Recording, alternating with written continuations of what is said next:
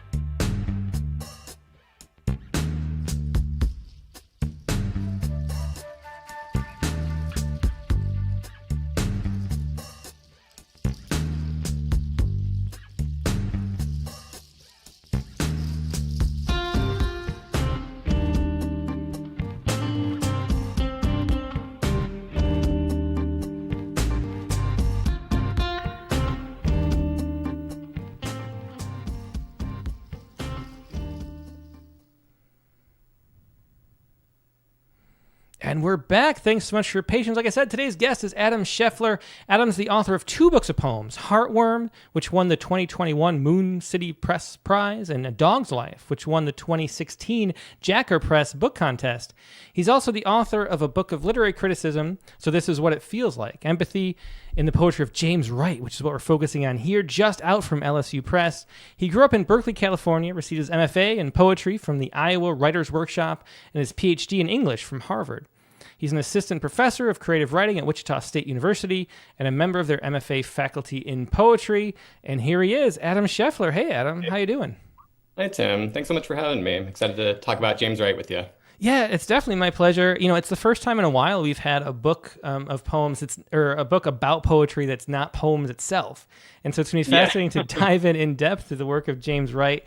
And we love James Wright around here. I mean, you know, deep imagism and the way that he has those leaps and turns, but are so focused on, you know, the details of the moment is really like the heart of kind of what we try to profess and preach here, you know, to try to get to that deeper place of honesty and authenticity through actually creating a scene. And so we bring him up all the time on like the critique of the week and things, especially, you know, some of his most famous poems, which we'll look at now. So I'm really looking forward to digging in and learning more and sharing more about his life and how empathy fits in. But let's start out with the first poem that you wanted to share, one of his most famous, Autumn Begins in Martins Ferry, Ohio. Okay. Autumn begins in Martins Ferry, Ohio. In the Shreve High football stadium, I think of Polacks nursing long beers in Tiltonsville, and gray faces of Negroes in the blast furnace at Benwood, and the ruptured night watchmen of Wheeling Steel dreaming of heroes. All the proud fathers are ashamed to go home. Their women cluck like starved pullets, dying for love. Therefore, their sons grow suicidally beautiful at the beginning of October and gallop terribly against each other's bodies. Yeah, so that was one of the most anthologized poems by James Wright, maybe the most. Autumn Begins in Martins Ferry, Ohio. And just a great, you're already seeing the empathy that's at the center of his work, of identifying and relating to people. You know, I mean, we talk about poetry a lot as little empathy machines, and James Wright's the one central to making it feel that way. But I'm curious to start out, like, what drew you at first to the poetry of James Wright? Was he always a poet? You know, it's a big step to go from writing books of poetry yourself to writing a book about another poet. And so take us back to the beginning of like the first time you encountered a James Wright poem. Do you remember like which one it was? And did that poem, could you have imagined at the time that you'd write an entire book about James Wright when you encountered that poem?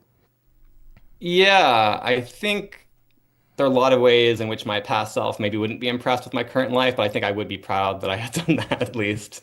Um, I knew I loved him right away. Actually, my teacher, Jory Graham, read me To a Blossoming Pear Tree and Hook, two of the poems I'm going to read today in her office, I think, many years ago, and they sort of blew my mind right away. And I guess it was like just an instant falling in love with his work. He really just takes such big emotional risks in his poems. He gets often tarred for people who don't like him with the term sentimental. But to me, he's willing to like risk sentimentality, which is necessary for poetry to like really be truly moving. I know the poet David Baker talks about how Wright had the courage to be an amateur. He's constantly trying out new forms and techniques and writing some poems that just aren't going to work out or are going to be flops. But because he's willing to take those big risks, he often sometimes also just sort of knocks it out of the park. And I think just that quality too of just sort of laying it all on the line. I love the Robert Frost quote about how there's no legitimate rescue without putting yourself in legitimate danger. I talk with my students about that all the time, and I feel like Wright is just always doing that. He's always putting himself in danger in his poems, and yeah, that spoke to me right away. Um, I guess with this particular poem, my book is about the role of empathy in his work, and I think this is a really anthologized poem, as you mentioned, but it also is just such a good introduction to just the way empathy permeates his poetry. He grew up in this kind of grimy, industrial, working class town of Martins Ferry, Ohio during the Great Depression. And he was just around a lot of people who are kind of struggling and dragged down by that life. And that sort of infuses the rest of his work with this great sensitivity towards marginalized, struggling, particularly working class people. in Appalachia and throughout the Midwest. But I think you get a little snapshot of that in this poem here. And there's a sense of sensitivity, not just to the way people are kind of struggling in these bad jobs, but the sort of the role gender plays in the poem with the breakdown between the men and women's experiences. And then that sort of that amazing word therefore, which gets its own line here and sort of makes you feel like suddenly you've been like in a logical proof the whole time. You didn't realize it, but it's just this like leap of insight. You're talking about how much leaps matter to you in poems. And here there's just this sense of, oh, football is this vicarious outlet for all of this, the frustrations of the people in this town. And it's also, there's a kind of frenzy to get out. If I could read just one quote from this critic, Kevin Stein, who says that Wright comes to see football as an emblem of the larger competitiveness of capitalism, a system that, particularly in the mill and factory town of Martin's Ferry, necessarily produces more losers than winners. So, like, being good at football would be one way to get out of this town, but most people didn't get to do that. So there's kind of a desperation there, and you see that, I think, in the final lines of the poem. Though there's also a beauty to it too, with the way the football players almost like sort of turn into centaurs or horses or something with the way they're galloping against each other. And Wright thought football was really beautiful at the same time as he had these kind of critiques of it. So, Yeah, I mean, it's just one of the great poems about, small towns and the strive for things and the ultimately, where we land, even as we strive to get out or to change, Wright had a difficult life. He was, I think he was in a sanitarium, right, when he was like a teenager, and then he served in the war, and so he was. Tell us a little bit about how his empathy might have developed. Like what did he go through, for those who don't know, that sort of made him the poet he ended up being? Yeah. Well, again, the most important thing was just his youth growing up in Martin's Ferry during the Depression, seeing the way people were kind of beaten down by kind of grueling lives working the steel mills. And that hometown scene really sets the stage for the rest of his work. But yeah, he goes on to have a pretty difficult life. He struggles with alcoholism his whole life. As you pointed out, he had mental health issues. When he was at the University of Minnesota, he doesn't get tenure because of his drinking on the job, and he's also put again in a mental health facility. He receives like electroshock therapy treatment there, and at one point he's like beaten up by like the hospital staff. He has a really hard first marriage that falls apart and leads to his wife kind of taking his kids across the country. I mean, he's a guy, he's not like a perfect martyr. He had his own flaws, but I think one remarkable thing about his work to me is that his personal struggles and failures, rather than kind of closing him off in this private circle of suffering, seem like they raise his antennae to like other people suffering around him. And just one example of that is when he's living in Minneapolis, he starts frequenting these bars when his marriage is breaking up, but they're bars that are sort of populated by people who have been displaced by these like urban renewal initiatives in Minneapolis. So he gets to know like a lot of marginal and homeless folks and so on, and they sort of show up in his poems too. So there's a way in which his personal struggles sort of lead him outwards towards the rest of the world as opposed to closing him off. So yeah.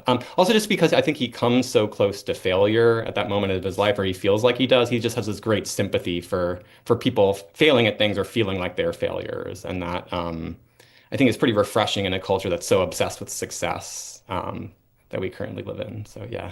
Yeah, definitely. Well, let's hear another poem. Next up, we have another well-known one, "To a Blossoming Pear Tree." Okay. This is one is actually set in Minneapolis that I was just describing, his version of Minneapolis. To a blossoming pear tree. Beautiful natural blossoms, pure delicate body, you stand without trembling. Little mist of fallen starlight, perfect beyond my reach. How I envy you. For if you could only listen, I would tell you something human. An old man appeared to me once in the unendurable snow. He had a singe of white beard on his face. He paused on a street in Minneapolis and stroked my face. Give it to me, he begged. I'll pay you anything. I flinched. Both terrified, we slunk away, each in his own way, dodging the cruel darts of the cold. Beautiful, natural blossoms. How could you possibly worry or bother or care about the ashamed, hopeless old man? He was so near death, he was willing to take any love he could get, even at the risk of some mocking policeman or some cute young wiseacre smashing his dentures, perhaps leading him on to a dark place and there kicking him in his dead groin just for the fun of it. Young tree, unburdened by anything but your beautiful natural blossoms and dew, the dark blood in my body drags me down with my brother. Yeah, and that was To a Blossoming Pear Tree by James Wright, the subject of Adam Scheffler's new book. So this is what it feels like. So let's talk a little bit about the evolution of James Wright as a poet. I'm not terribly familiar with his early work. I know he wrote a lot of, more formal poems and then, moved into what he's best known for, that deep image, sort of free verse with a sort of a leaping quality. But his early poems were not that. When did he always have this sense of empathy, or is it something that developed over time, would you say? Yeah, well, thank you for that question. I really want to talk about this. So I do think he always has it. I think it evolves in terms of the strategies he uses to try to represent others and to empathize with them in his poems. And this is actually one of the central arguments of my book, is just that the pressure that other people bring to bear in his imagination when he's writing about them sort of call him to break his forms and to try out one successive form after another and to keep trying different approaches to try to be adequate to these people's lives. There's a feeling of constant kind of restlessness or dissatisfaction that he has with his own work that leads him to constantly kind of be shedding forms and styles and adopting new ones. So he starts off writing in sort of traditional rhyme and meter in the sort of academic verse style that was common in the 1950s. As you mentioned, he switches over into this Spanish surrealist inflected style in the 1960s. But he goes through many other styles too. He brings a narrative into his poems. He writes these sort of like catalog poems. He writes prose poems, and there's a lot of prose poems in his final years. There's a sense of just like constant formal restlessness. And another reason I wanted to write this book was that I think he gets kind of stereotyped as just this deep image poet, and he wrote good poems in all of these different styles and periods. And a lot of the excitement of his work is sort of seeing it evolve and go through these different stages as he's trying out these different strategies for representing others. And yeah, so that's part of what I wanted to write about. Yeah. And where was it, when for you personally, was it that you identified this specific topic as something that you wanted to address within his poetry? I think you talked some in the introduction about how he's so much appreciated from a certain sort of subset of poetry lovers, but he's sort of fallen off a little bit as far as his influence goes. I don't know if you can say that, because he's influenced so much about just the way we approach writing poems generally. But he's fallen a little bit out of favor among critics and scholars. As you mentioned, there are fewer and fewer books or papers written about his work. But why was it that empathy as a specific topic is what drew your interest? I think maybe it started with my feeling irritated with people calling him sentimental. And I thought that maybe looking at empathy in the poem sort of explains how the emotionality of them works in a way that to me is not sentimental. It's taking these big risks, but is ultimately kind of pulling it off. I think also just I was trying to locate what most moved me about his poems. And to me, I think he's some beautiful nature poetry. The poem "A Blessing" is one of his most famous as well.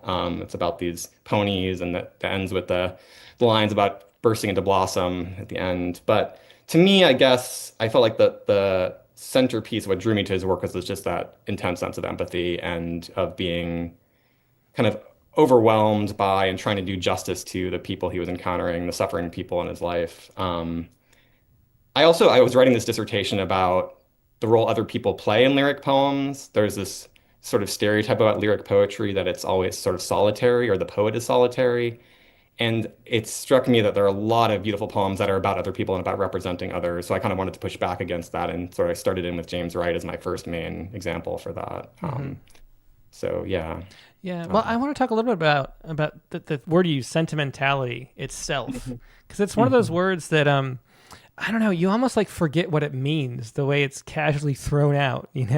I mean, something that's sentimental is sort of too personal. It's emotional, but it's like too personally emotional to work for other people, I guess, is sort of built into that connotation, maybe. But then you read Wright's poems, and I've never read a poem of Wright's that felt like I didn't access it and know what he was talking about, and it has a universal appeal. I mean, it's like reading through about characters in this small town very frequently, and it doesn't feel like it's only relevant, on a personal level. It's like the opposite. So why do you think it's given that sentimental label when that's not really what sentimentality means? It's one of those things that there's a whole bunch of things in poetry that don't make sense to me. And that's one of those things where people put out sentimentality for stuff where it doesn't actually feel sentimental to me. And I don't understand what they're even talking about, to be honest. So why do you think it's given that charge? And are there points where you do feel like he's being overly sentimental? I think he writes some bad poems, as I said. I mean, I think that taking these risks means not everything pans out. And to me, I admire that the willingness to fall on your face sometimes is necessary to actually write great stuff. But yeah, I don't know. I guess I feel like sometimes poets in the poetry world are so worried about seeming like the stereotype of poetry, or seeming like 19th century poets or something. There's this opposite desire to kind of make your poem seem as cynical and worldly and cerebral as possible, as a protective thing against those charges of sentimentality. And so I think sometimes there's an instinctive kind of fear that you're going to be contaminated by poetry that's too emotional, and it's going to somehow make you become this poetry stereotype in that way. But yeah, I mean, I think also just his poems, they actually have a kind of formal rigorousness and a will to form underneath and through the emotion there. That means the emotion it's not just self-indulgence. It's not just writing in a journal. He's really shaping these poems and crafting them and working on them. And I think that some people are missing that side of him too. I think sometimes when people read poems that are particularly emotional, you can sort of ignore how much art is going into it at the same time to make it actually work. And some of the poems I think we'll be looking at in a second maybe are going to be great examples of that. Yeah. One of the other, ways people just talk about what too sentimental means is that it's like an emotion that's not earned, And how do you distinguish between a poem that earns sentimentality and one that just announces its feeling? Is it just I always think about the piezoelectric effect test, the lie detector test, if you feel something, the poem made you feel something, and that's really not you could have an actual measurement of that effect, it quickens your pulse or something you're feeling. But how do you, is there a way to think about which poems sort of actually earn, and what does it mean to earn it? Well, it's a very hard question to answer just in general. I liked your analogy, though. It's reminding me of George Saunders talks about, I think it's something similar when he's editing his prose, that he sort of has this little voltmeter, and he notices when a line isn't there's no electricity running through it, and he sort of has to cut that line. And it is a sort of intuitive process, but also is one that seems like there is something weirdly scientific about it at the same time. Yeah. I don't know. I guess I would have to answer that by looking at a particular poem to say how that poem pulls it off, because I don't think there's one general rule about it. I do think there's a requirement that you be willing to put the poem first and to see it as almost a thing outside of yourself. If it's just about venting and just about expressing yourself, you're not going to be able to see it with the necessary distance, I think, to see where it's trying to be smarter than you are. So maybe that's some of it, just feeling like people aren't willing to have that necessary distance or willing to put aside their own ego temporarily to let the poem be the best version of itself. That's a really interesting point, because there are a lot of poems, and maybe we'll read in response to a rumor that the oldest whorehouse in Wheeling, West Virginia has been condemned, which is the next poem up, and maybe we'll talk about that through that lens. But I think that's a great point, because there's so many poems, this is a little bit different, but there's so many poems we see just in submissions, it's one of those tropes that you get.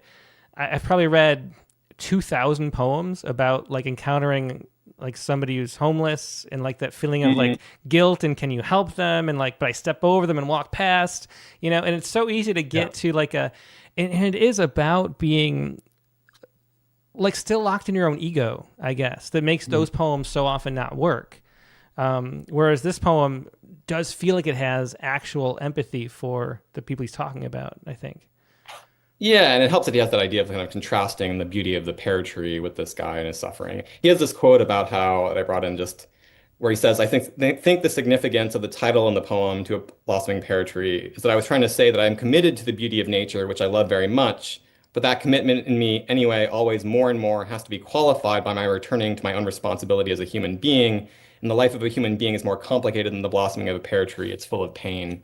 So there is kind of a sidestepping of ego, or at least a kind of self-correction and being like, I need to put aside this natural, beautiful thing that's easier for me and that I love to focus on this harder thing of this guy who's desperate and who's accosting me. Um, so yeah. Um, Yeah, yeah. Well, that makes a lot of sense. Let's read this next poem in response to a rumor. okay. Also, this has got to be one of the greatest titles Yeah, yeah, definitely. in poetry. Okay. In response to a rumor that the oldest whorehouse in Wheeling, West Virginia has been condemned. I will grieve alone as I strolled alone years ago down along the Ohio shore. I hid in the hobo jungle weeds upstream from the sewer main, pondering, gazing. I saw downriver at 23rd and Water Streets by the Vinegar Works, the doors open in early evening. Swinging their purses, the women poured down the long street to the river and into the river. I do not know how it was they could drown every evening. What time near dawn did they climb up the other shore, drying their wings? For the river at Wheeling, West Virginia, has only two shores. The one in hell, the other in Bridgeport, Ohio. And nobody would commit suicide only to find beyond death Bridgeport, Ohio. Yeah, I love that. It's the empathy has so much humor at the same time too, and so much surreal. You know that movement. I remember this poem, and I hadn't read it in a long time, so it was great to come back to it. But I remember. I don't know how it was they could drown every evening. What time near dawn did they climb up the other shore, drying their wings? Like that. The way it goes, the imagination in that is just one of those like you get the goosebumps reading a poem like that. But then to end too with that, nobody would commit suicide only to find beyond death Bridgeport, Ohio, which is, I mean, you can't help but laugh, even though it's like such a, serious scene. And that lets so much of life come through like the keyhole of this poem, Yeah, and we were talking about the evolution of his style, but another argument in the book that I have is that his empathy for particular people changes the form of individual poems, that it often kind of has the poem swerve. It drives those leaps you were describing, those swerves and turns, where he's sort of adjusting to his imagination of the people he's writing about. And here he sort of starts off with this kind of grimy realism at the start of the poem, with the Vinegar Works and 23rd and Water Streets and the hobo jungle weeds. And then we pivot into this kind of Spanish surrealism with the drying their wings and so on. Um, and one argument I make is just that Wright, in his empathy, often imagines what the people he's writing about would think of what he's writing as he's writing it. So he kind of corrects according to like what he imagines how they might react to his poem. And so here I think that he's imagining these women might be like, you've made things a little too pretty in the middle of this poem. This is not quite true to our lives, and maybe you need to, like, as I say, just like maybe sprinkle a few bitter roots into the sauce of this poem at the end. And then we swerve from this sort of Spanish surrealist, very tender style of the middle of the poem to at the end this, I don't know, it sounds like in between a Zen koan and a dark comedy bit or something. It's just this, this like dark humor that the poem ends with. And to me, it's sort of the way the poem balances the kind of tender magic of the middle of it against the dark chuckle of the end of it that really makes the poem work. So, yeah. Yeah. Yeah, definitely.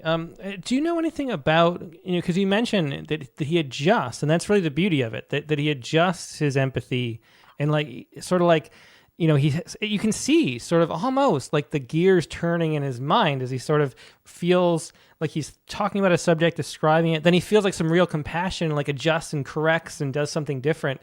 What do you know about his writing process? Was he the kind of poet who wrote a lot of drafts, and was this something that he was like working on as a process, or is it like the crafting of the poem that you can see on the page with those movements? What do you know about the composition of his work? I mean, he was a huge workaholic to the point of causing himself mental health issues. He had tons of drafts for poems.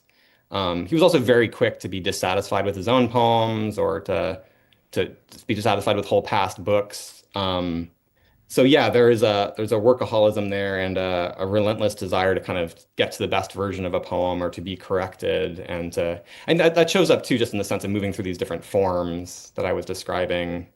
There's just this wonderful quote from Randall Jarrell that I wanted to read that I just think really applies to Wright's work, which is maybe my favorite actually quote about writing, which is, "There's nothing a successful artist needs to pray so much as, 'Lord, don't let me keep on believing only this. Let me have the courage of something besides my own convictions.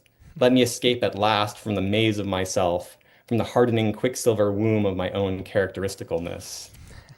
And I think he just really does that, escapes from the maze of himself, has the courage of something besides his own convictions in terms of reaching out to and trying to imagine these other people who then sort of cause him to constantly have to adapt his poems, try out new approaches, etc. But yeah, it did involve a ton of work and a ton of drafts as part of it. Mm-hmm. Yeah, yeah, and that thing, like we did a persona poems issue for Rattle maybe 10 years ago, and there was so much, just I remember in the notes that people would send, the little cover letters and whatever, so much apprehension about even using persona in the 21st century, and the idea that you could, as a poet, speak for another person and sort of use empathy as a tool to understand what their lives might be like is like, I don't know, it's like, it seemed frightening to people, or that you would make that even claim. And yet so much of Wright's work does that and is that effort. So first of all, I guess it's a two-part question, but do you think that that's one of the reasons why his work is less read now than it was, a few decades ago? And also, do you think he was ever satisfied with that, or was it always? Did you ever feel like he got it? Like, do you think did he feel like he was actually speaking for the people of Martins Ferry, Ohio, or ultimately is the fact that it was like so difficult to actually do that part of the thing that drove him? Maybe. Yeah. I don't know if it's why he's less read. I do think that he's one feature of his empathy that I admire, and I think actually speaks to this difficulty a little bit, is I don't think he thinks his poems are perfect representations of other people. I think he thinks they're kind of constantly reaching out towards others and trying to enter their lives, but that's always an ongoing imperfect process. I used the analogy in the book of sort of like tuning into a radio station that never fully comes through the static. But there's that sense that you don't need to get it perfectly right for the attempt to be worthwhile, as so long as you're open to being corrected and learning and having new perspectives as you go. And so he'll write multiple poems about the same person. I think there's a poem about his dad in every book of his. And he kind of keeps changing his perspective about his dad, who he describes as a slave to Hazel Atlas glass, or he worked for 50 years. And he sees him as sort of this figure of pity initially, but then also in later poems sees him as being impressive for having survived and having a kind of hardiness and about not being fully beaten down by this job. And yeah, so I think for me, one takeaway from his writing about others is it can be this ongoing process that doesn't need to arrive at perfection, as long as it's open to kind of a constant recalibrating and openness to correction and having new insights and new perspectives about others. Mm-hmm.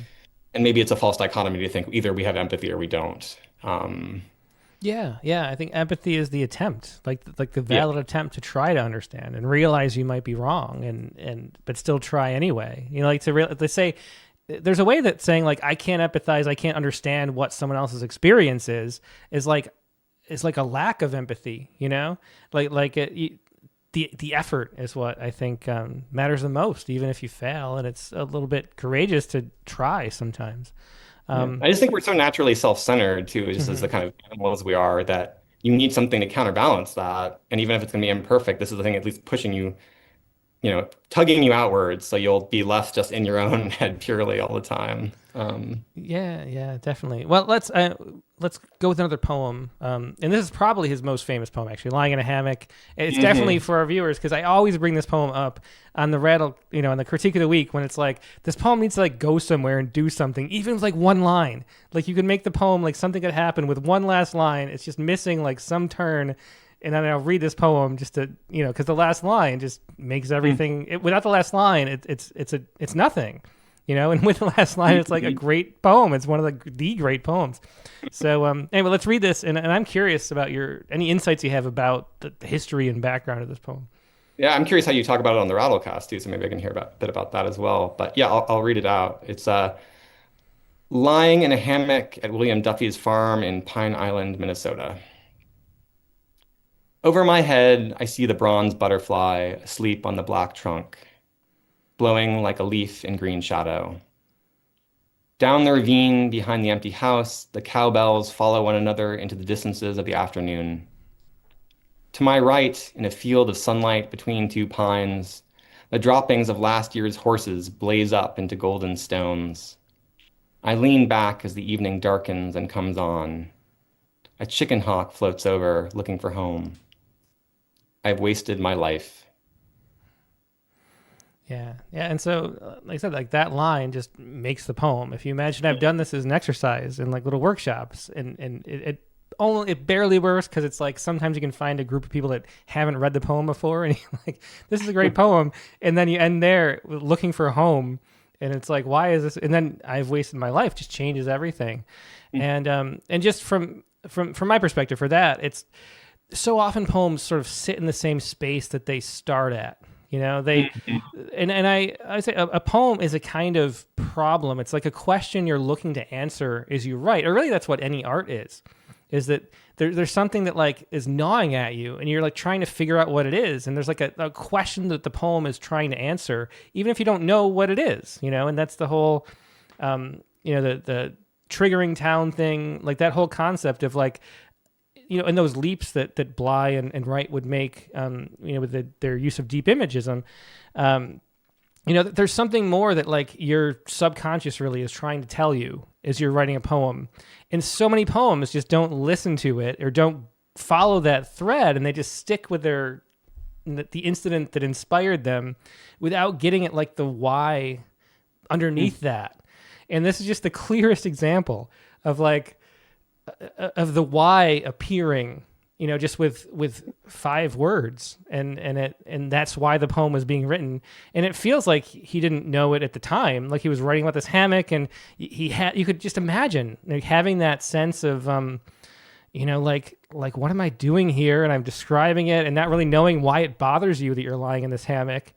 And then that last line, that's why the poem was written. And it's, of course, the ambiguity. It's not that he has wasted his life. It's like, what does it mean to waste your life, and all that underneath it. But so anyway, I'm curious about like the history of this poem, because it's something I don't know about. I don't know how it was written, and and when and what it meant to him.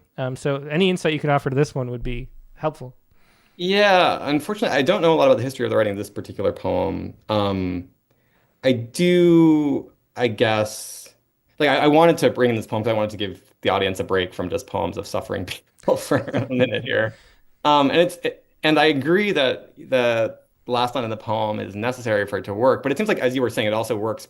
That last line needs to be ambiguous too for it to work. There are a lot of poems that try to have an epiphany in the final line that don't work because it's too simple, or it feels like it's too much of a wish fulfillment or something. And to me, this poem can be read in its final line in a number of different ways. But I guess the way I'm like most fond of is feeling like I have wasted my life for not doing more stuff like this, for not spending my life just lying in a hammock and observing the world around me. And because there's this kind of gentle alchemy that happens throughout the poem, where the bronze butterfly becomes like a leaf in green shadow, the cow shit becomes the golden stones, etc. There's a kind of like sense that if you just stop and are lazy for a little bit and observe the world, maybe most of what you need is actually right there. And that's definitely not the only way of reading it, but I always love the Keats line about how poets are sort of have to have these periods of indolence and periods of energy, periods where they need to sort of be lazy and sort of charge their batteries by just observing the world.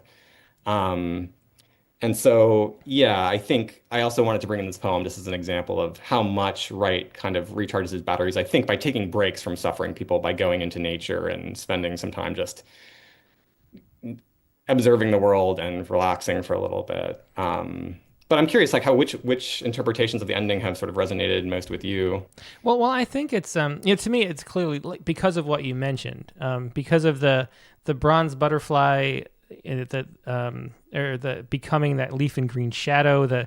I guess the main thing is where's the line? The golden stones. The shit becomes golden stones if you sit and enjoy it and appreciate it, in this way, like that becomes gold, and that you can turn anything and alchemize that into gold.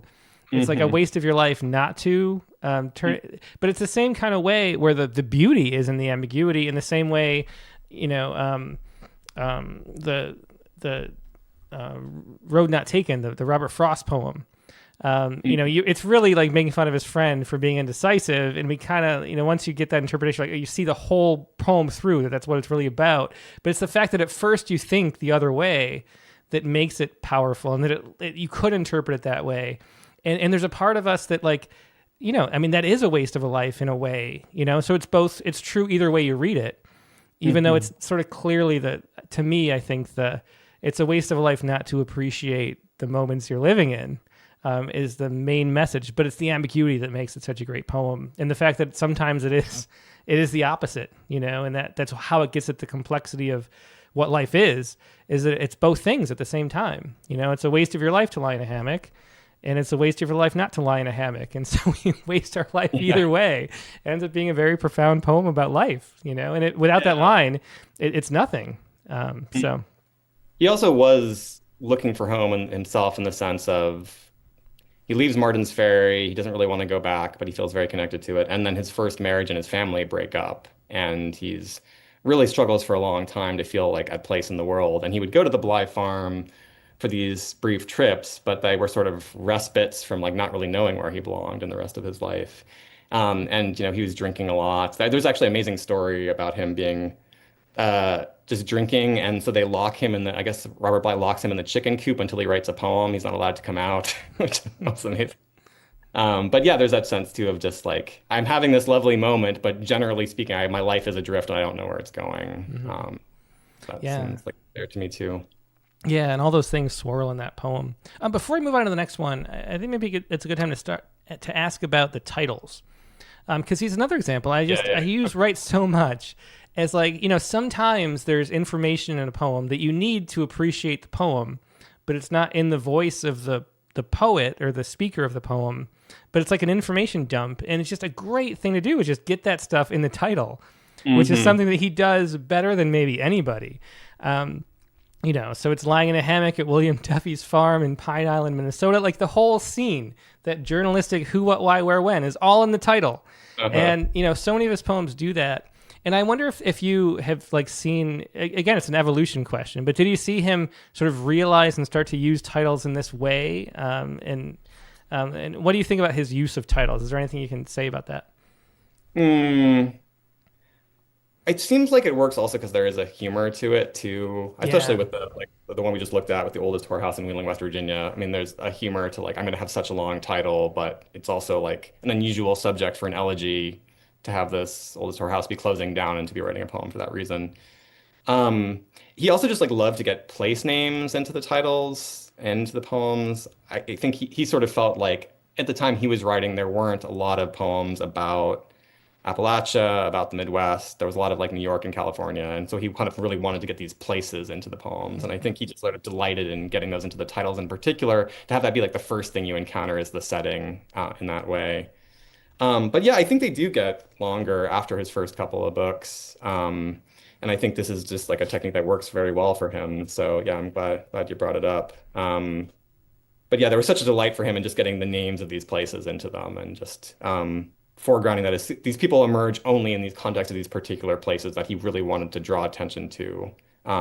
You mentioned also before about whether he felt a kind of hubris in representing other people, but I think he also felt like he wanted to speak for, in a way, these regions of people who weren't really able to talk about themselves. I mean, Martin's Ferry, most people did not go to college and were not, getting any kind of national attention. So being able to make people look at those places, I think, was really important to him. Mm-hmm. Yeah, definitely. Well, let's hear another poem. To the Muse is next. Okay, one brief thing I should say about this poem before I read it is that this poem is addressed to this person, Jenny, and she turns up in all these different contradictory ways in Wright's work, and her identity is a little bit mysterious. But he himself said he was trying to write about this girl who he was in love with, who'd been dead a long time, and spoke in private about a love who had died of cancer, and described how these 3 doctors cut into her breast, trying to surgically remove a tumor with an electric wire. So there is a kind of biographical thing behind this poem. So this is To the Muse. It is all right. All they do is go in by dividing one rib from another. I wouldn't lie to you. It hurts like nothing I know. All they do is burn their way in with a wire. It forks in and out a little like the tongue of that frightened garter snake we caught at Cloverfield, you and me, Jenny, so long ago. I would lie to you if I could, but the only way I can get you to come up out of the suck hole, the south face of the Powhatan pit, is to tell you what you know. You come up after dark, you poise alone with me on the shore, I lead you back to this world. 3 lady doctors in Wheeling open their offices at night. I don't have to call them, they are always there. But they only have to put the knife once under your breast. Then they hang their contraption and you bear it. It's awkward a while. Still, it lets you walk about on tiptoe if you don't jiggle the needle. It might stab your heart, you see. The blade hangs in your lung and the tube keeps it draining. That way they only have to stab you once. Oh, Jenny. I wish to God I had made this world, this scurvy and disastrous place. I didn't. I can't bear it either. I don't blame you sleeping down there, face down in the unbelievable silk of spring, muse of black sand, alone. I don't blame you. I know the place where you lie. I admit everything. But look at me. How can I live without you? Come up to me, love, out of the river, or I will come down to you. Yeah, another beautiful poem by James Wright. That was To the Muse, read by Adam Scheffler. Scheffler, he's sharing his book, So This Is What It Feels Like, Empathy in the Poetry of James Wright. And so one of the things that I hear some people say is that they get so tired of themselves as poets. So many poets start out writing about their own lives. The first book, there's sort of a cliched first book, which is like, my childhood trauma turned into a book. I think many of us are guilty of that, like myself included. But then you sort of get tired of yourself and then figure out what else to do. And do you think there was an aspect of that like focusing on empathy and focusing on other people and bringing these stories of people he'd encountered to life was a way to get out of his own head? Maybe. I feel like he felt like I don't know. There's almost a way in which he would have been happier if he could just write about nature, but I think these people were just sort of haunting and living with him, and he really had to. I felt compelled to write about them. It seems like if he could just have stayed in that hammock in some ways, I think he might have liked that, but I don't think he was able to. And the way Jenny keeps turning up in these different books sort of suggests she is this kind of spectral figure for him who keeps recurring in his mind. His son Franz apparently saw Jenny's appearance here as, I'm just going to read a quote, providing another way of talking about Southern Ohio and the industrial horror of the Depression because he felt a responsibility to say something in their name, all the people that sort of drowned in that life. So I guess I do think it's useful to his art to keep it on the move and to keep it evolving through these different styles, to not just be writing about himself. It's what I was getting at a little bit with that Randall Jarrell quote about the artist needing to have the courage of something besides their own convictions. But I think in his case, I don't know that he had another choice. It feels like he just was obsessed with these people, and they lived in his head in a way that he just sort of forced him to continue to write about them, even if he would take breaks from it for a little while to go lie in the hammock. Yeah. So I guess that's a question we've been swirling around, is like the empathy is intrinsic to him. Like, it was something that haunted him and he couldn't resist, like feeling compassion and trying to give voice to these people he'd experienced and that don't have a voice in poetry anyway. Yeah. And the flip side of that is he has a lot of poems of just anger and disgust too, because I think feeling compassion for these people leads him to just feel furious, like that they were in these situations in the first place. But also disgusted with himself for, writing poems that are like, what good are they doing exactly is the question he's always asking himself. And am I being too glib about it? Am I actually living up to these people's lives? And another just interesting feature about his poems, I think, is that not all these people are the same. He writes about people who are quite unlovable and unsympathetic and tries to imagine his way into their lives too. He has a series of poems about George Doty, this murderer, who, in empathizing with him, I don't think he means to suggest we should be like forgiving him or giving him a pass, but that actually we can be more thoughtful about such people if we actually try to inhabit their their mindset a little bit. And in his case, he sees George Doty as also like the crime he did is being sort of partially produced by the state of Ohio and by the location he grew up in. Um, and the death penalty he received is being like not actually justice, as being something that I don't know, entering this guy's mind and life, empathizing with him, innate kind of complicates our sense that justice has been served by executing him. So we think he was willing to direct his empathy towards a lot of uncomfortable aspects of the place he grew up too. It wasn't all just like these people are innocent victims and therefore, you know, they're flawless or anything like that. Yeah, yeah. What can you say about the purpose of that? Just not too long ago, actually, is the poem of the day. We had a poem that was sort of in the mind of a murderer. And somebody wrote back, and I think about these kind of comments. It matters. I like when people reply to the emails and with like substance. It's interesting. And someone said, like, why do I want to read about like be inside the mind of a murderer? Like, what is the point of that? Why put that out in the world? And what do you think? What do you think Wright would have said to that question? Well, I feel it's a little bit of hubris trying to cast into it, but I guess. One thing that's useful is I think the poem undermines this kind of self-righteous sense that, like, again, an easy justice has been served and we're the good people. And I think he was often wanting us to see the capacity for blundering and messing up and committing evil in ourselves rather than to see it as this sort of like, like, I don't know, this divergent thing that was off somewhere else. So one thing that's useful, I think, is just being able to recognize your own capacity for flaws.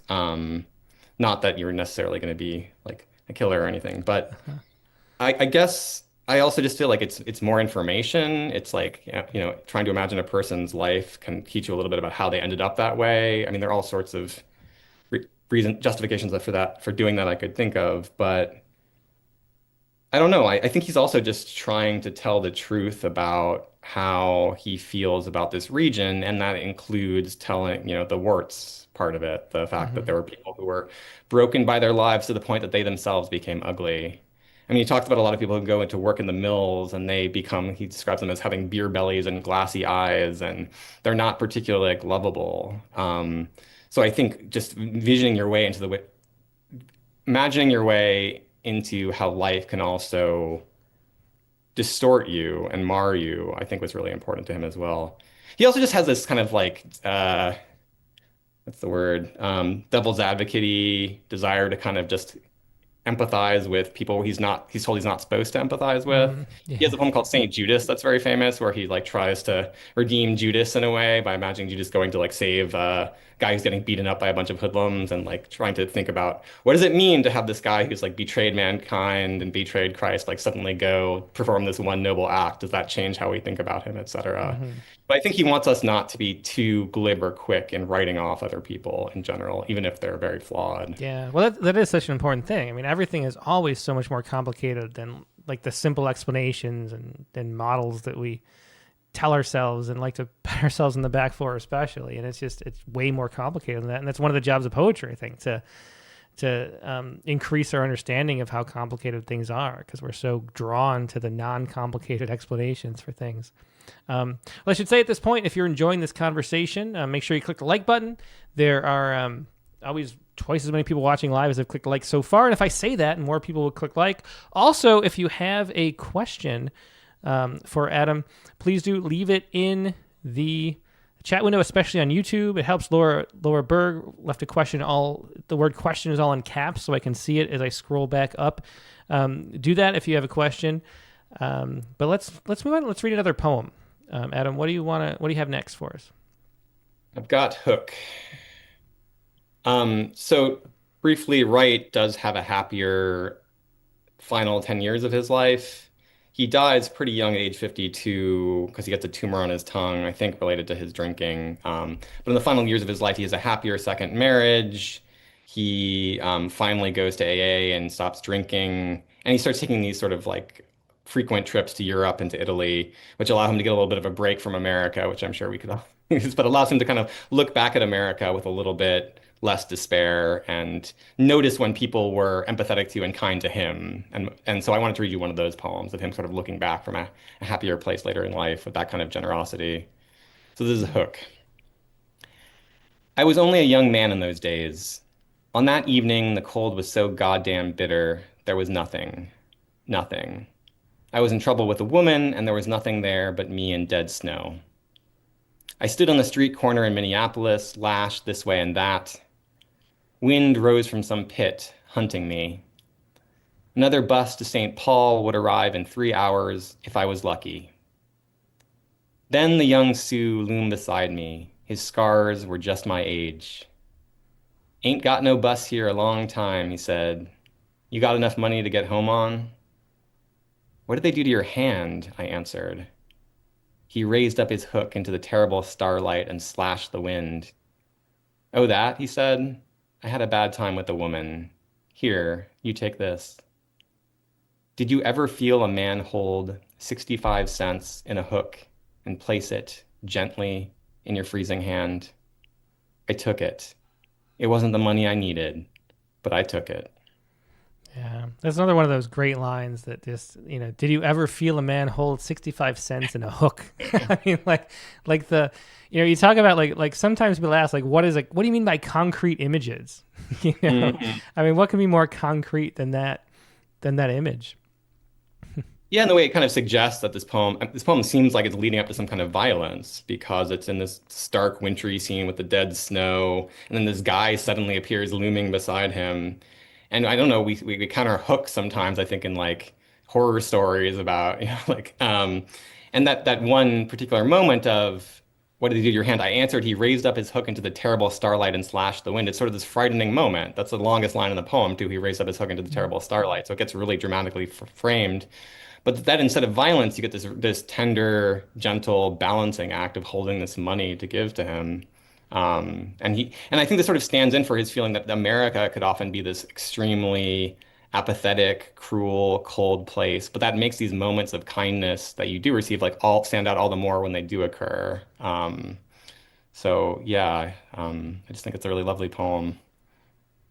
Yeah, definitely. Just staying in that the physicality of it and telling like it is, so you can see the scene, just does so much. The question from Dick Westheimer, sort of more about Wright's background. He said, "Did Wright read poetry or hang out with poets? Either way, if so, who and what?" Yes, he starts off reading kind of like Horace and Catullus in high school. And then he goes to Kenyon on the GI Bill, so meets a bunch of writers there, and then does a PhD at the University of Washington. And there I think he studies with Rethke and Stanley Kunitz, and becomes friends with Richard Hugo and David Wagner and Caroline Kaiser. So he does know a whole bunch of other poets in this period. And yeah, then he starts teaching at the University of Minnesota, and knows like Alan Tate and John Berryman are there. So he's got a whole range of people that he is communicating with. And his selected letters have been published, so you can sort of see all of his communications with different poets over the years. What was his, that deep imagism? Because he's not the founder, one of the founders of that, but him and Bly picked it up and sort of made it a central thing, as far as I understand it. How was he introduced to that style of writing? Did he happen upon it? Was he sort of doing it and then realized that other people had described it? Like, how did that go about? Yeah, I think he reads, I'm trying to remember, I think he reads a copy of the 60s, the Bly publication, and just starts up a correspondence and then ends up visiting Bly and so on. But Robert Bly, I think, was really committed to deep imagism in this sort of polemical way. He had a whole series of like manifestos and precepts about it. And I think, to me, James Wright is sort of able to absorb what is useful to him about that without sort of converting fully and just becoming a follower. So after The Branch Will Not Break, he continues to use some of that Spanish surrealist stuff in his poems, but they become other things. They do all sorts of other stuff too. And that seems like a tricky thing too, to have a mentor that you learn from a lot and who you think has a real breakthrough, but not just to become a convert and just be sort of following them. But yeah. Yeah. So let's move on and read another poem. The next is The Secret of Light. And I have to confess, I know is like middle era work, but I assume this is later. I didn't know he wrote prose poems. And I haven't read his formal poetry that he wrote early on either. So what was the, first of all, the shift to this? Like why did he go to this style? And then let's hear this poem, The Secret of Light. Yeah, well, I'm glad you weren't exposed as much to the other stuff because a big point of the book too is just try to expose people to more of his range. But yeah, as I said, he starts taking these trips to Europe and particularly to Italy and writing in these travel journals. And he keeps these journals as he goes, traveling around. And material from them become these prose poems. And it's really interesting looking at his final books because they're sort of split between these very skinny, polished lyric poems and lines and these sort of big blocks of the prose poem. So it's almost like he kind of gets all of his digressive, wandering impulses out in the prose poems, and then when he's got like, and then his laser-like focus for some of the lyrics, and they just speak to each other in this really interesting way. That sense of just like getting to wander around in the prose poems and then get to be focused for the lyric ones. But yeah, this is a poem set in Italy. Should I go ahead and read it? Yeah, go ahead. Okay. And I guess I would just say also about this one that I think to me this is like his version of the Ode to Autumn. It's sort of like taking stock of a world that you're going to be leaving soon. He didn't know it when he was writing this, but 3 years after this book comes out, he dies. So this is really a poem from the very end of his life. This is The Secret of Light. I'm sitting contented and alone in a little park near the Palazzo Scaligieri in Verona, glimpsing the mists of early autumn as they shift and fade among the pines and city battlements on the hills above the river Adige. The river has recovered from this morning's rainfall. It is now restoring to its shapely body its own secret light, a color of faintly cloudy green and pearl. Directly in front of my bench, perhaps 30 yards away from me, there is a startling woman. Her hair is as black as the inmost secret of light in a perfectly cut diamond, a perilous black, a secret light that must have been studied for many years before the anxious and disciplined craftsman could achieve the necessary balance between courage and skill to stroke the strange stone and take the one chance he would ever have to bring that secret to light. While I was trying to compose the preceding sentence, the woman rose from her park bench and walked away. I'm afraid her secret might never come to light in my lifetime, but my lifetime is not the only one. I will never see her again. I hope she brings some other man's secret face to light as somebody brought mine. I am startled to discover that I am not afraid. I am free to give a blessing out of my silence into that woman's black hair. I trust her to go on living. I believe in her black hair, her diamond that is still asleep. I would close my eyes to daydream about her, but those silent companions who watch over me from the insides of my eyelids are too brilliant for me to meet face to face. The very emptiness of the park bench in front of mine is what makes me happy. Somewhere else in Verona, at just this moment, a woman is sitting or walking or standing still upright. Surely two careful and accurate hands, total strangers to me, measure the invisible idea of the secret vein in her hair. They are waiting patiently until they know what they alone can ever know. That time when her life will pause in mid-flight for a split second, the hands will touch her black hair very gently. A wind off the river Adige will flutter past her. She will turn around, smile a welcome, and place a flawless and fully formed Italian daybreak into the hands. I don't have any idea what his face will look like. The light still hidden inside his body is no business of mine. I am happy enough to sit in this park alone now. I turn my own face toward the river Adige. A little wind flutters off the water and brushes past me and returns. It is all right with me to know that my life is only one life. I feel like the light of the river Adige. By this time, we are both an open secret. Yeah, such an interesting poem and so different from the poems that, so many of us recognize. The length of that, the depth that goes into. Do you think, you mentioned Randall Jarrell, and he's got that great quote about, a poet is someone who stands out in a field waiting to be struck by lightning, and a great poet gets struck twice or whatever that is. So do you think James Wright sort of suffers in a way because his most well-known trio of poems are so anthologized and everybody reads them in high school that people overlook the ones that are not like that? Like he becomes... the sort of lesson plan on that one style of writing that he was writing in the middle of his career, and the rest of him is lost to that the quality that he was doing with those few poems. Yeah, for sure. And I think especially if you write a really good poem that's very short, you're going to be in danger of having that poem appear in a lot of anthologies and being known primarily for that. I mean, it's understandable, like not everybody has time to read deeply into the work of every poet, but I do think it's a shame for a poet like Wright, who wrote in so many different styles successfully, that we just only often know him for those few poems from the Deep Image period. I guess just to speak about this poem a little bit, I think one thing that I love about this poem is the sense that his empathy starts doing this really strange and interesting thing, which is imagining when people would want you to sort of back off and not be imagining them, when they would want you to kind of leave them be a little bit. And what keeps this poem for me from being just like another poem by a straight guy about kind of idealizing a female muse is that she leaves, she gets up and walks away. And this poem becomes about kind of rooting for her and the love affair she might have that won't include him and that he won't be privy to. And to me, that's sort of one of the ultimate gifts of empathy here is the sense of like, if you believe in other people's lives strongly enough and intensely enough, it might make you feel a little bit less bad about your own death because you can really be believing in and rooting for a world that won't include you. And so that line, it is all right with me to know that my life is only one life, is just such a key line for me personally. Just that sense of, it can be okay that you just get one life, but as long as you're really trying to envision and appreciate just the joys and the loves other people get to experience around you. So yeah, I mean, I wish more people knew this poem. I really love it. So I'm glad to be able to Yeah. read it today. Yeah. Do you remember, on a personal level, what it was that drew you into exploring his work more deeply? Was there because most of us we read that. Oh, what's the name of his book that won the Branch will Pulitzer? not break. Yeah, yeah.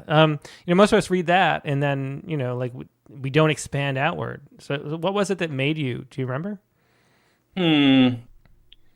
Maybe partially it was just because the poems of his that I loved, just that even the anthologized poems were from a few different books. But I don't know. I guess I always start off with just if I encounter a poem by someone I like, I look up more poems by them. If I like a few more poems by them, I might get there selected and then sort of work outwards in that way. And if you love them enough, you read the full thing. Yeah. But yeah. Well, in the same vein, a bunch of people have asked a similar question to this. Laura Berg says, "What is it like to be a poet scholar, and does your scholarship inform your poetry, or the other way around?" So how do the two interplay? Because you very graciously, I try to get you to read some of your own poems on the show, but you wanted to stick to Wright, which is very I was a selfless coward. I of didn't you. want my own poems read right next to his. So Well, either way, but you are a poet. We published some great poems of yours, and so how does your scholarship inform your poetry? In a way, it feels like it might get in the way. Thinking too much about how poems work can kind of, I don't know, make you too self-conscious about it if you think about it too much. But what have you learned from yeah. scholarship that's helped your poetry, or what's hindered it? Well, first of all, it's just an excuse to read people really deeply. Hmm. I mean, I went and did this traditional PhD in part because I wanted to just not be just reading. I mean, to have more time to just read throughout the poetic tradition and just immerse myself in it. And yeah, I guess being able to I don't know when else I would have had an opportunity to read through Wright's collected poems, to read through his letters, to read just immerse myself in his life in that way. And I'm loath to draw like direct connections between his work and mine, but I think just getting to fully live with a poet in that way is really useful creatively. Just to have I have him in my head now, and it's just Hmm. somebody I can think about what would Wright do in this moment in a poem that I'm working on. I also guess I feel like there's a connection in that I like writing odes quite a bit, and for the scholarship I do want to write, they're basically a version of odes. They're like, I love this poet. I want to think about what I love about them. I want to express my enthusiasm about them in a way that will let other people see what I see in them. So I do feel like they're kind of connected in that way. Hmm. Um, just like a ways of expressing my enthusiasm. Yeah. Um, Yeah, yeah.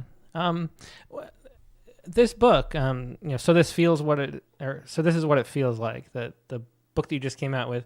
mhm. It's a book of literary criticism, and it's strange sort of position to be in at Rattle, where we're just so out of touch with the academic world that Mhm. I get all these books for years, mailed to me. There's like boxes at the office every time I get the mail, but it's so rare that you actually get a book of essays on poetry. There's Mhm. craft books that come all the time, but the scholarship is, I don't know if it's just that I don't connect. We're not hooked into that world as much. But I don't know, what's the experience like of publishing this book as scholarship versus the experience of publishing your own poems? Is it like a different world that you're moving in and out of between the two, or I don't know. It's just, how do they compare? Yeah. Well, I wasn't sure I'd be able to get away with writing a book like this because, yeah, I actually I haven't found a lot of books that are just sort of single author modern poet books, unless Hmm. they're about extremely famous poets like Eliot or Yeah. something. Yeah, and I Um, just having this conversation, I keep thinking, and people are saying in the comments, like, it'd be great to have like more often guests that have a book focusing on a poet like this. And I just keep thinking, like, where are these books? I don't know if I don't know if it's a, because you only see what you see and are in touch with, and it's a huge world, and maybe I'm missing books like this, but I would love to see more books like this. So I don't know what. Was it difficult to get it published, or is this something that LSU Press does frequently?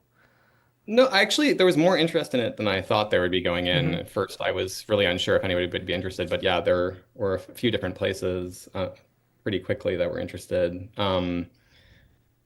I don't know. I guess like doing the PhD program, I had the sense that I was reading all sorts of critical writing that had great ideas in it, but were sort of like written in ways that were really painful and sort of jargon laden, and often like were really attuned to the ideologies of works, but didn't really convey a great sense of love for the works themselves. So I really hope this is like a pivot that English academic scholarship could make to like write more about just, Hmm.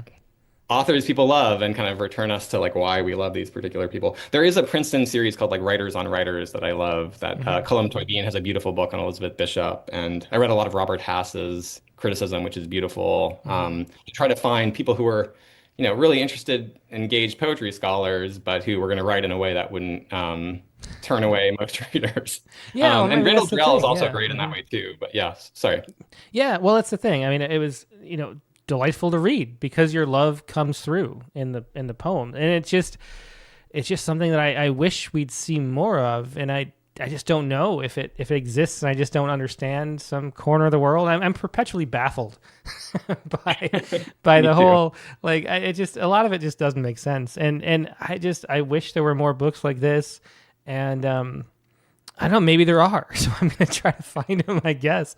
But anyway, let's wrap it up because we're getting up on time. Let's finish up with the last poem you wanted to share from James Wright. Right, great. So this poem is from Wright's very last book, and so it was published after his death. And it's an elegy for his father, but I think it can also sort of serve as like a self-elegy, an elegy for Wright himself. So I thought it'd be a nice note to end on. It's called Honey. My father died at the age of 80. One of the last things he did in his life was to call his 58-year-old son-in-law Honey. One afternoon in the early 1930s, when I bloodied my head by pitching over a wall at the bottom of a hill and believed that the mere sight of my own blood was the tragic meaning of life, I heard my father offer to murder his future son-in-law. His son-in-law is my brother-in-law, whose name is Paul. These two grown men rose above me and knew that a human life is murder. They weren't fighting about Paul's love for my sister. They were fighting with each other because one strong man, a factory worker, was laid off from his work, and the other strong man, the driver of a coal truck, was laid off from his work. They were both determined to live their lives, and so they glared at each other and said they are going to live, come hell or high water. High water is not trite in southern Ohio. Nothing is trite along a river. My father died a good death. To die a good death means to live one's life. I don't say a good life. I say a life. Yeah, great. I mean, that poem's interesting. You can feel the James Tate connection in that poem, and then it Hmm. takes such a James Wright turn, toward the end. So really, it's a cool look at the evolution and the things he would play with. It's a cool poem. Where do you see the James Tate there? Yeah, there's sort of a sense of I don't know, that early part feels like his longer lined prose poems ish. That the storytelling, the slightly off quality of it. That it's like slightly surreal but not at the same time, and that it has that feel. Yeah, and making fun of himself for thinking his own blood is the tragic meaning of life, kind of thing. Exactly. Yeah, exactly. Yeah, But then it yeah. takes that turn to really deep empathy toward the end, which is so at this point recognizable as James Wright. So it's a fascinating poem to end on. Yeah. And I guess I just love this sense that it's nice to live a good life, but it's more important just to fight to be present for your life and to really show up for it. And that this is what these two guys are doing, even if it's in kind of this ugly, violent way. And I love that just the secret of how somehow they've gone from trying to kill each other to at the end of the life, the father calls his 58-year-old son-in-law honey, and we've gone from that murderousness to like this sweeter relationship. I also just love how the poem kind of takes these cliches and makes them not cliches again. The Hell or High Water is not tried in Southern Ohio. There was a huge flood when Wright was a little kid that killed like a bunch of people in Martin's Ferry, and there was a huge cleanup effort. So he was very aware of high water is a serious thing when you live along the Ohio River. And so that sense of because high water can mean something, maybe the idea of the cliche of a good death or a good life, he can discover something interesting and meaningful in that too if he listens to these people's language carefully enough. And I just think it's such a good summation for his own career and his own work too, the sense of maybe he didn't get to have a good life, but he had a life that he was there for and like showed up for fully. Yeah, definitely, and it helps. If there's anybody wondering about the ambiguity of lying in a hammock, there's some resolution there almost in the way that poem ends. Yeah. Yeah. Well, Adam, Great thanks so point. much. It's been such a pleasure to explore James Wright's life and poetry in more depth in this aspect of it. Thanks for being here, and I am going to try to find other books sort of akin to this in the future because it's been a lot of fun to dive in this way. Thank you so much for having me, and thank you all for listening. Yeah, definitely. Yeah, so that was Adam Scheffler. His book, like we said, is So This Is What It Feels Like, Empathy in the Poetry of James Wright. That's available from LSU Press.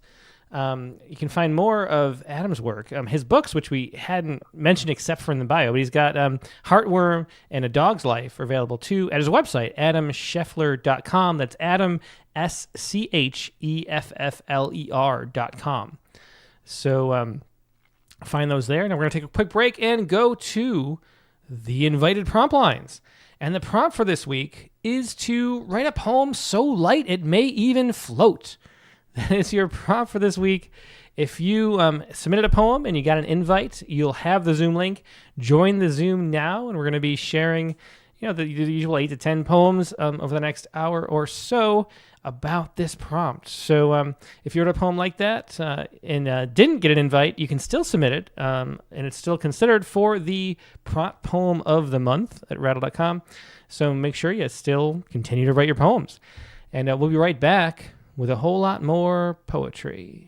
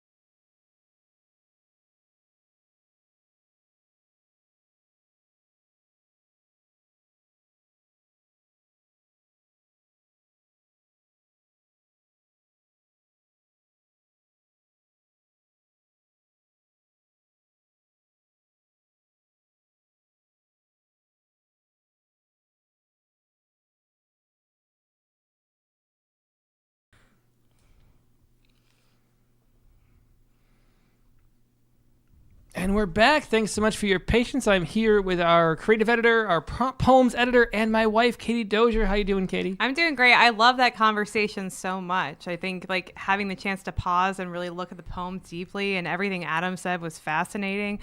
I'm looking at James Wright in a whole new way. So yeah, definitely. It expands, the way that we think about a poet that we already did love, but like love even more. Mm-hmm.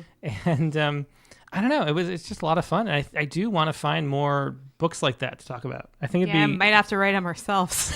I don't know. Well, Adam could keep going on that too. Definitely. Well, Shiv said that he knows some books like this. So maybe he'll give us some We've got a hot lead. Suggestions. That's we do. Exciting. All right. Well, anyway, and the prompt for this week, like we said, was to write a poem that's so light it might even float. Was that the phraseology? That is a close approximation. So light that it may even float. Thanks. I just wanted to hear the exclamation point come out of your mouth. Okay. So I did. Okay, good. So my poem, I was thinking too how much James Wright would have loved Tybin. Oh, that's a good point. And those leaps. And so much of it. And so funnily enough too, so my poem, well, this isn't funny. Nobody's surprised that I have a Hyben tonight. But a comment when I posted it on Facebook from Mike Thune, actually, who wrote the book Structure and Surprise that we also love. Anyway, he commented that it was so much like a James Wright, and I didn't even think about it. It was just like because we've been reading Adam's book, and I had been like it went into my. But I think I need to add an after James Wright to this poem, actually, even though I wasn't thinking about it. And anyway, all right, well, that's enough of a preamble for this one. I'm curious. Okay, let's hear it. Lounge chair. See right there. Anyway, lounge chair. We are so scared of depth that floating has become a synonym for success. But who wants to jump into a pool just to stay dry? Take that swan with its half-deflated neck, as if she's bending down to kiss the surface. Or perhaps she longs to join the kids and kick down to collect the rainbow gems of childhood. See how they glitter in the full sun, a kaleidoscope of all that's yet to come. Cannonball, my life. Oh, very, very interesting poem there, Katie. Lounge chair. And I can see the influence there now that you pointed out. Yeah. And you can also confirm the existence of said sad swan. Yes. It's a real thing, guys. You won't believe it. Yeah, we do. We try to keep that thing inflated. But it slumps. Yeah. unless a kid's sitting in it. Yeah. Anyway, yeah, lounge chair, great, love that, and the movement in that, it's really cool. Okay, so I went back to this manuscript I'm working on of alliterative verse sonnets, and so gosh, it's been a while. It has. It's been like a few months, and it was interesting to go back to it because that's what I want to be writing. It's the most fun right now, and it's been like a month or two since I've written one. And I just want, like, leaning into the weirdness of stuff is good. So anyway, this is where I went with the prompt. Captured Nimbus, it's called. This room contains our continuous cloud. Once unhooked, it hangs in the hall without a whiff of wire weighing it down. How dark the distillate arc of its existence. How it exits exactly at the same speed as it's shaped here from a void of vapor and without volition.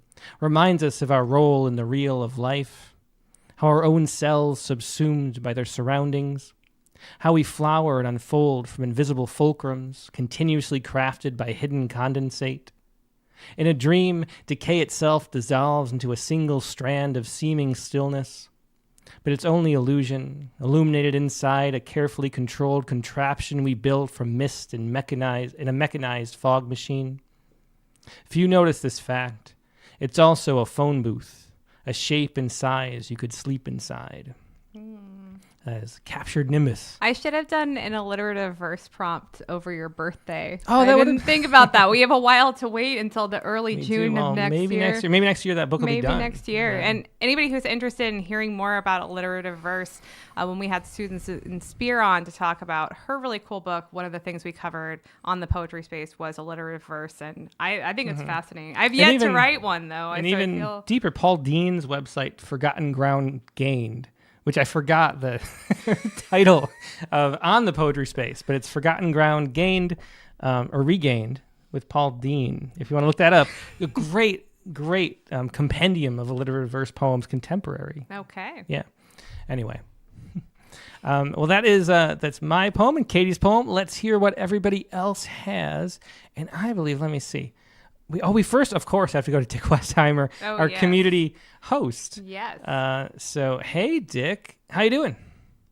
I am doing great. I'm fresh off a marathon community reading. We had 45 people on the call, 38 who read poems, which probably pushes the limit of what we can handle. But Julia Kolchinsky is such a great co-host and teacher, and shared a fabulous poem of hers with us, and also a fabulous poem that she commented on. It was just a great evening, although it took us right to 9 o'clock, two straight hours of poetry. Well, I have to say I've had multiple emails of people who had a great time. So I love, that's my favorite kind of compliment, the behind the back compliment, and then I get to pass it along. That's great. That's a lot better than the opposite. Yeah, it felt good. I keep booting trying to figure out how to do the order right for the poets, but I'm learning, and I have such amazing help from Chelsea McClellan, and we have to figure out how to make her job a little bit easier, because she is behind the scenes queuing up poems and posting them, and reposting her email address, and she really can't enjoy the reading, I think, as much as I know she loves it, especially because there were so many formal poems last night. And Cool, yeah. Well, we'll get things ironed out because we want Chelsea to have fun too. And thanks so much for doing it. And I can definitely relate, Chelsea. So Yeah. I was thinking, manning you the know, a little controls. bit about juggling. I also wanted to share a little bit about, I looked up the Facebook prompt group stats, and if you don't mind me sharing a few I'm of them. excited. I'm glad you didn't tell me in advance. Now I get to learn right along with everybody else. Okay.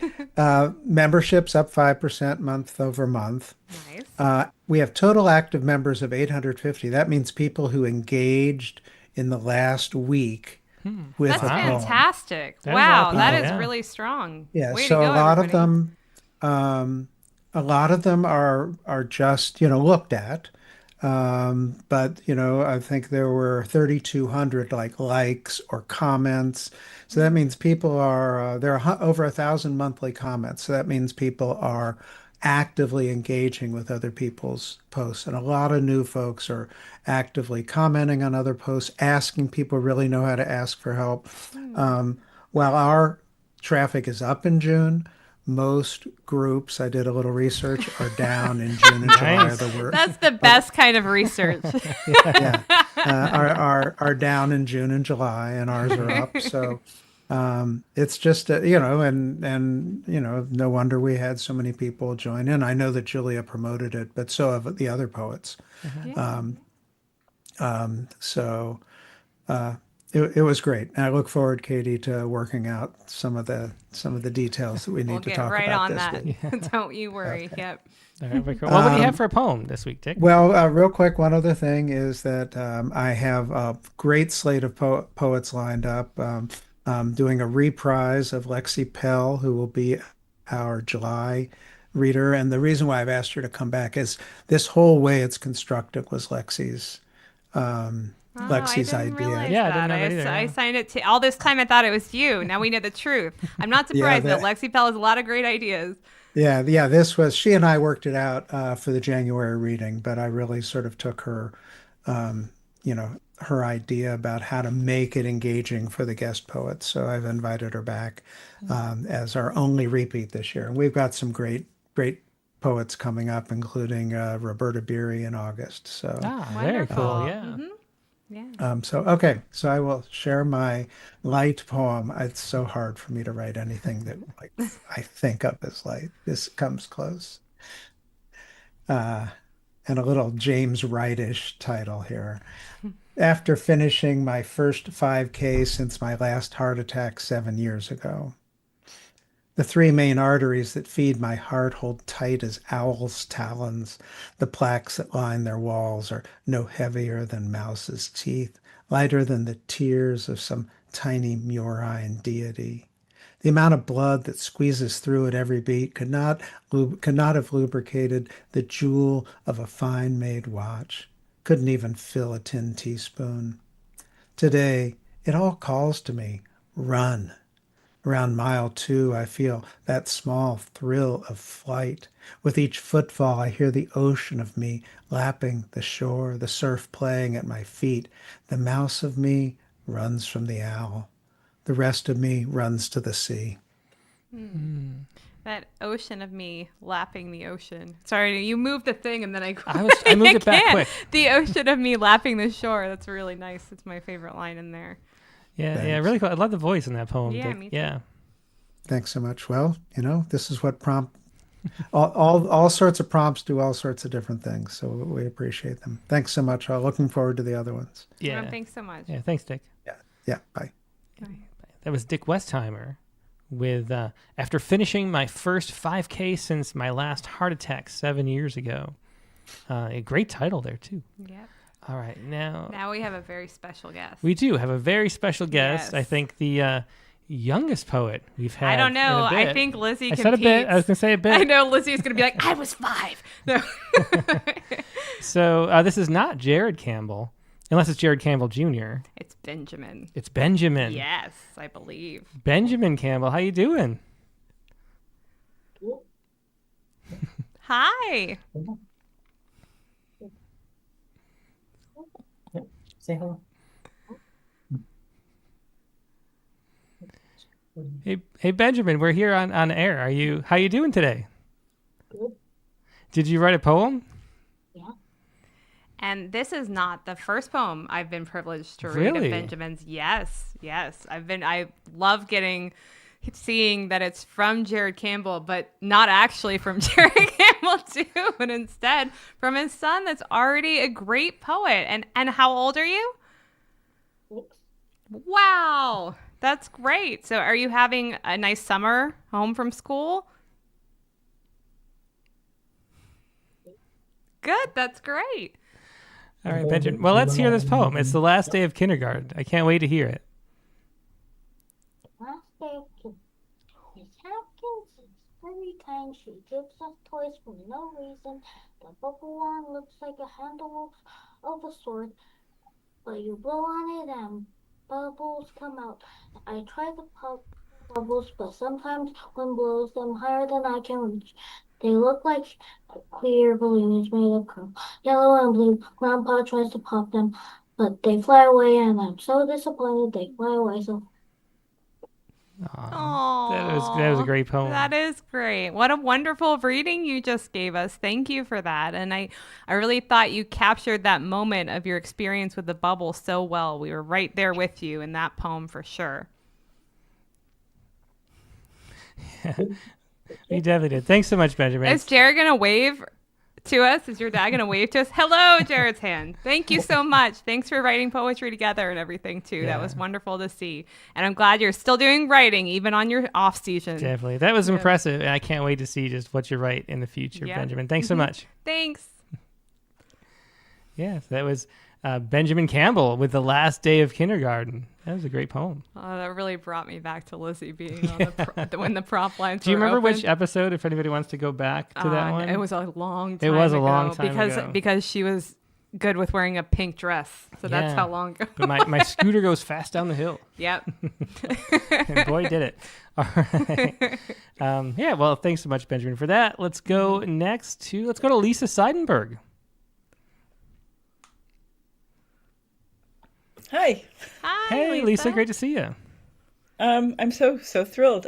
This is my first on the invited prompt lines. So, Oh, great. Wonderful to see Yeah. you. so my poem is very influenced by a recent guest you had on the Rattlecast, Luigi Coppola.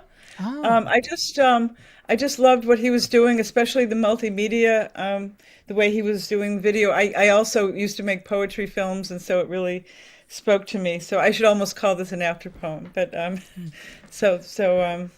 yeah. So this is my poem, Paper Boat. Paper boat afloat on a paper boat. On a paper boat we float. The boat has a shape of a paper hat. a soaring crown and a brim so flat that water streams across the deck. On each broad roll and crest of the sea, seagulls above soar and caw, their cries scissor and split the sky. Miles from any shore, our paper boat drifts up on a perilous course. On a paper boat, afloat, one cannot discern the creatures that slither and snake and creep underneath our naked dangling feet. Why did we board this paper boat?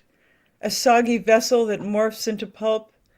Formless and leaky, it holds merely dim hope. Next time, we will take a more seaworthy boat. Afloat on a boat, on a paper boat we float. Thank you.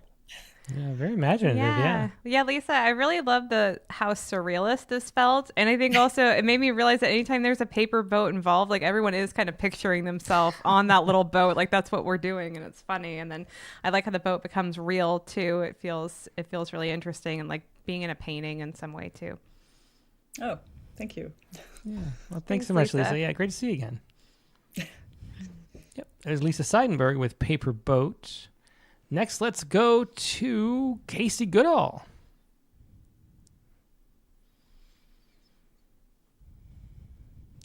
Okay, can you hear me? Yes, I can. Hi, Casey. Yeah, great to Okay. see you. And where are you calling from?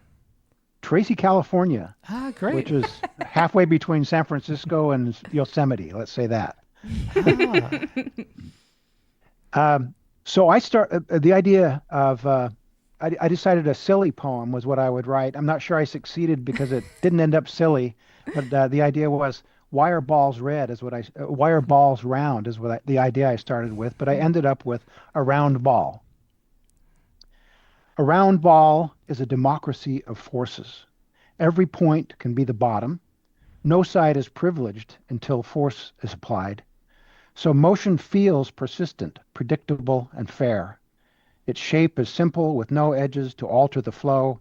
It's always falling forward, but never fully falls. Yet spin gives it action, a kick. A loose ball invites a scramble. A good ball rises until acted on by an outside force and rolls and spins and kicks and bounces even when we want it to stop. Well, I was thinking, Casey, that they should read this poem in physics class because I would have cared a lot more if I've been thinking about it from that angle. I thought it was really neat. I love poems that take something that you just take for granted all the time and really take time to look at it super deeply, because I find that then I want to look at things more deeply the whole rest of my day. And so I enjoyed this poem a lot. Yeah, and as So someone who's physics. yeah, well, just playing sports, chasing balls all the time, I really appreciate that one. I really, really connect with it. The democracy of forces is Yeah, really great. that is great. Yeah. It could be physics or it could be your sociology class. Yeah, I'd say bring this poem anywhere, any class, any day. I'll take it. Yeah. Thanks, Thank you. Casey. Very cool. Thanks, Casey. Bye. Yeah, so that was Casey Goodall with a round ball. Let's go next to another familiar face we haven't seen in a bit. Stephen Croft is here. Hey, Tim and Katie. Hey, Stephen, great to see you. Yeah. Yeah, good to see you. With this, I would say I was thinking of Robinson, Jeffers, and the idea that the majesty of nature is the most significant thing to write about.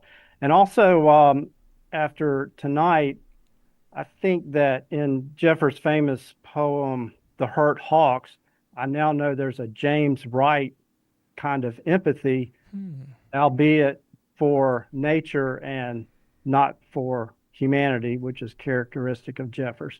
So this is Miracle. Blue-green evening sky finally gives in to spreading dark. A god works his pitchfork, tossing silver stars onto heaven's blacktop. The wave distorted reflection on a glimmering ocean, a beacon to whales to surface. Yeah, interesting turn there. Yeah, it definitely is. And Stephen, I have to say too, this is Your poems tend to be, I think it's fair to say, having had the privilege of reading them over the years, more narrative in nature. So I felt like this was a lot different than the normal poem that you at least write to submit. So I was curious, like, what drove you to go in that direction and sort of an imagist direction?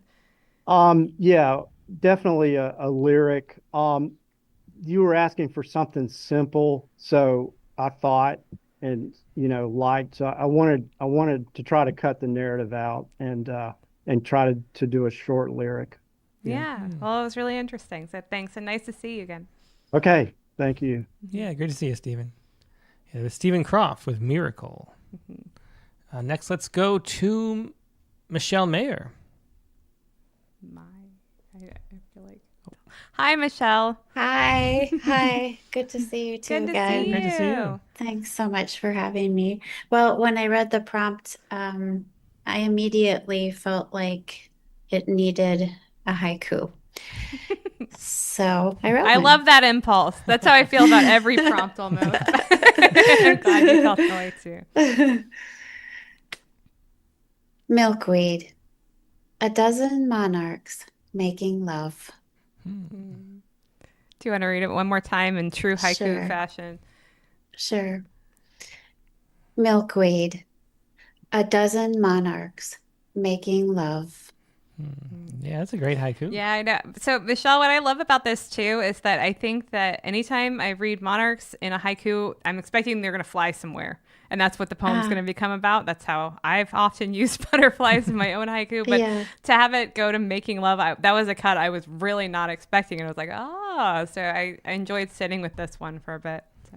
Thank you. Yeah, it was a fun prompt, and I went lots of places with it and ended up going right back to where I started. Oh, that's fun too. Yeah. Well, thanks so much. Yeah, that was really, really lovely. Yeah. Nice to see you. Yeah. You too.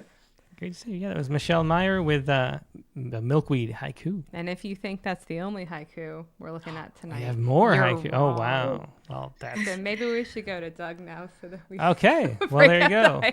go. All right. Well, hey, Doug. How you doing? Hi, Tim. Hi, Katie. Hi. Nice to see you both. Great to Good see to you. see you. Okay, my poem this evening is called Why I Sleep Better with an Anesthesiologist.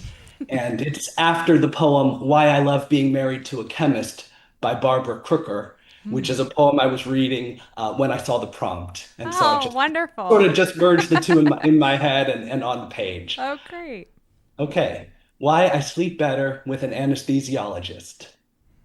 Because she never bores me with stale poetry vocab like liminal, cerulean, or petrichor, but injects our conversation with words like Maherker, Trendelenburg, and rock uranium.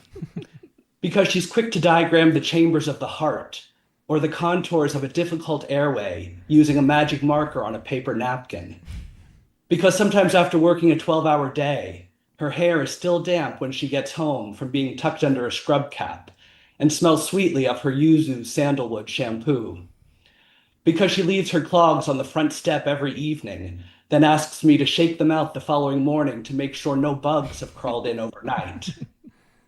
Because when my father was dying from cancer, and the urologist demanded he pick up a copy of his CT scan from one hospital and drive it 45 minutes to another hospital, she called up his office and in her iciest, most uncompromising voice said, "You don't ask a dying man to do that." Because after all these years together, there's still no one I'd rather go to sleep with or reach for in the darkness while floating in and out of consciousness.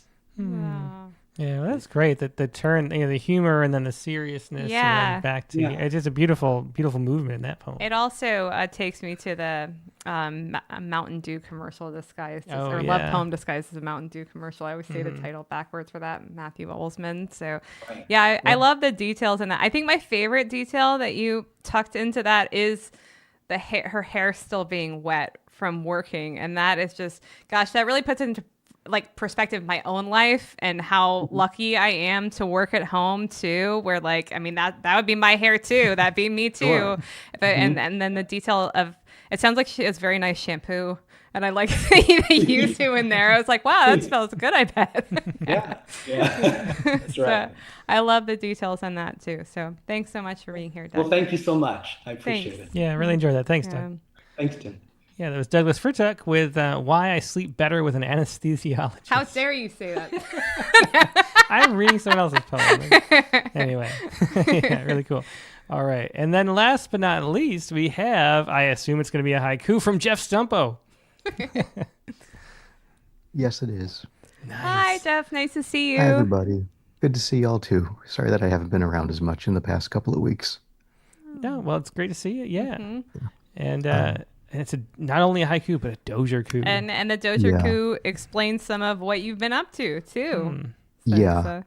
Which I'll talk about afterwards. The quick introduction is I wrote this to put on a T-shirt for Pride next year, and then I realized that I'd written a dojerku, and then I realized that I'd written a dojerku that actually works for the prompt. Yay! So wow, well, that's just a trifecta. Yeah. Just 3 words. It's serving dad hugs. Serving dad hugs. And Jeff, would you share the story that you put in the note? Yeah, so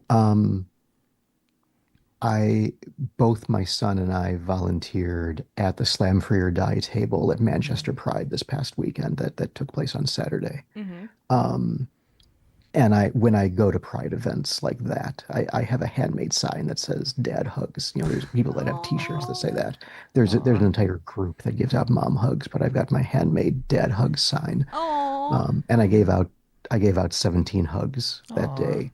That is so sweet. Including one to a middle-aged trans woman who not just cried, she like wept on my shoulder for 2 minutes straight.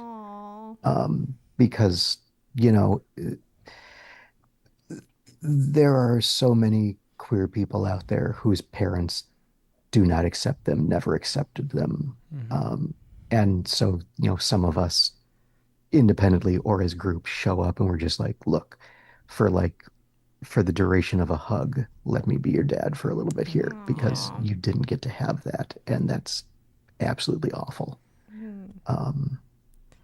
And so I've had my sign out, but then I had the idea to do the shirt because there's a little bit of wit with the serving term that Jared's son may be in the chat. So I'm not going to say what the serving is normally followed by because it's not but the 3 words are more complex than just 3 words. So well, I have to say, I definitely need a picture of you in this T-shirt when this moment next year happens. I will, when Please. I make it, Yeah. I will make sure to send you a picture of the shirt. Yeah. But that's a beautiful story and wonderful to hear about and everything. So I guess we know too, you must be a good hugger.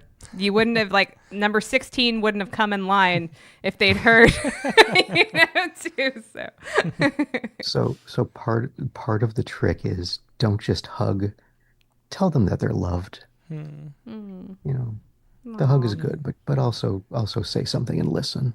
So well, Jeff Stumpo making the world better in many, many ways. So I've never heard of that before, but that is one of the sweetest things I've ever heard. I know. I didn't tell you about it because I wanted you to hear about it on air. Otherwise, I would have because I thought it was so sweet. Yeah. Anyway, great to see you, Jeff.